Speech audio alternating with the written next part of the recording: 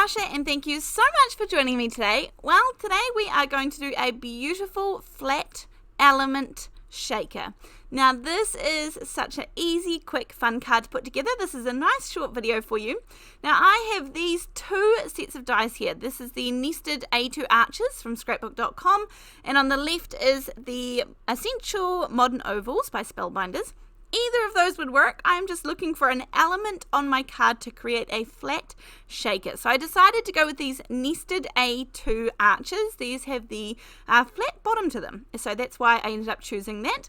And then I'm going to use the Sunflower Fields Forever Catherine Pooler paper pad here for a couple of reasons. So when I look at this paper pad, when I go through it, I'm looking for a couple of things. Now one, I'm looking for two papers that are going to coordinate together. So from looking in the same set, that is going to make things much easier. But also I want a more solid pattern and then a more patterned pattern, a more busy pattern. So here's the kind of pinks that would go together. I showed you the yellows a second ago. Here's the greens because it has the gorgeous green petals that's going to come up nicely with the green more solid color. And then there's also a this one here that you could choose. Again, the pink flowers. You could use the pinks for a different one. There is also a blues one back there as well that you could use if you wanted to. But I think for today I'm going to go with this one. Now I nearly went for the yellows because I really do love that, but I'm going to go with this one just for today. So two different pieces there. Then I'm going to take two of the arches because we want to create our shaker and we want to create a little outline border. So two of these together is going to do that for me. All I need is a little piece here, and I'm going to be using some double-sided adhesive sheets today.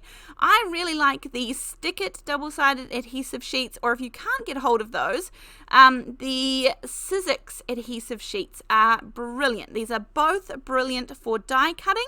They are extremely thin and not a bad price point in comparison to some others. So here's the Sizzix sheets ready to go. I'm going to pop this on the back. I just pull away one wee corner, then get everything lined up, press down the corner, and then I can pull away the rest of the sheet, knowing that I haven't got the adhesive hanging over the edge or anything like that. Then I'm going to create my little border here. So I always have my cutting dies face up. I put one die down with two pieces of mint tape, sticky side up, and then I line up the second die inside of that, and we are good to go. This creates a border that has it's a pretty slim border too, outline there, and it has that sticky adhesive sheet on the back.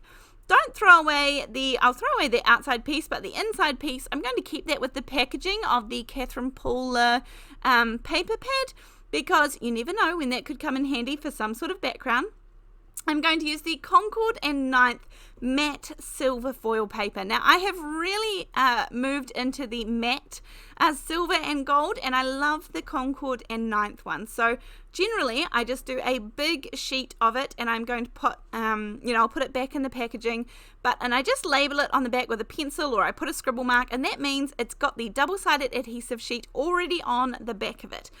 So whenever I come to die cutting in the future, I know that there's already some in the packaging that has the adhesive sheets ready to go. Then I've just used this little Botanical Duo from Gina. This is just going to be an extra little bit of foliage. So any foliage dies that you have lying around, that could work really, really well. And the silver, I'm basically using that as a neutral color for a little bit of something on the front without having to introduce another color from the paper pad. Now I've got a piece of vellum. This is the Lawn Fawn vellum, which is a little bit more heavyweight than some of the others out there. It's my one and only vellum I use because I love how that I can do heat embossing on it. I can do dry embossing with it, like putting it through embossing folders without it cracking. All sorts of techniques with this beautiful vellum. Now, this is where I'm going to start putting everything together. I have my card fronts ready to go. Now, I did die cut two extra pieces out of plain white cardstock with the adhesive on the back. If you want a little bit of lift, but not so much as foam tape. Now, I'm going for a flat shaker element. Flat shakers are my absolute favorite. In fact, I made a flat shaker not too long ago. So I will link that video up in the top right hand corner if you would like to see another flat shaker. I've done several of them on my channel, but absolutely these are just really good shaker cards if you don't necessarily want or need the bulk that foam creates with shaker cards.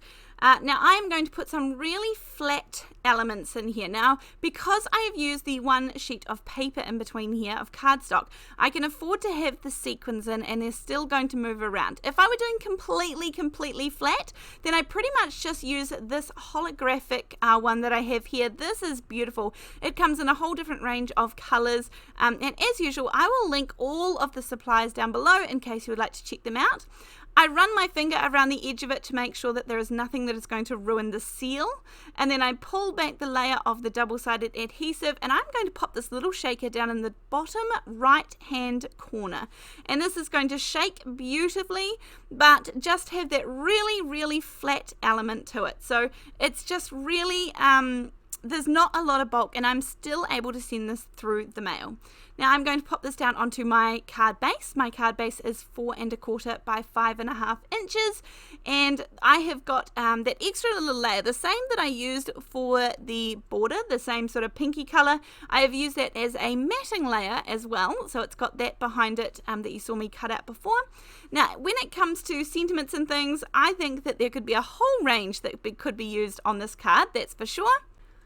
I am going to use this one here. Here is the Botanical Duos that I die cut out earlier, as well as the print and script thank you dies from Waffle Flower. They also do the happy birthday ones, which I think I might end up getting because I have been really enjoying these two fonts more than I thought I would as well. So using them a lot. I know you've seen them in a lot of videos, but that's what we want in our card making and our crafting. We want to make the most use out of the items that we choose to invest in and get the most ideas from how to use them and use them as much as we possibly can. So I'm just going to cut apart this little piece of foliage actually, just to make it smaller and make it fit the space that I have. I could have put it on either side, but I wanted it there on the left hand side. So if I cut these apart, and I can always put pieces back in together and make them work, but I just wanted them to make sure they weren't going to cover any of those words. Now these are all adhesive back to remember from the silver matte cardstock, so it makes it really easy, and I'll piece together a little bouquet there, all from just that one die as well. So that is my card for today, creating a beautiful flat shaker element on the front of your card. Remember that shakers don't have to be the entire card. You can just add one little element on the front of your piece and it is absolutely beautiful. Something interactive, something for them to play with, and it makes your card stand out just a little bit more.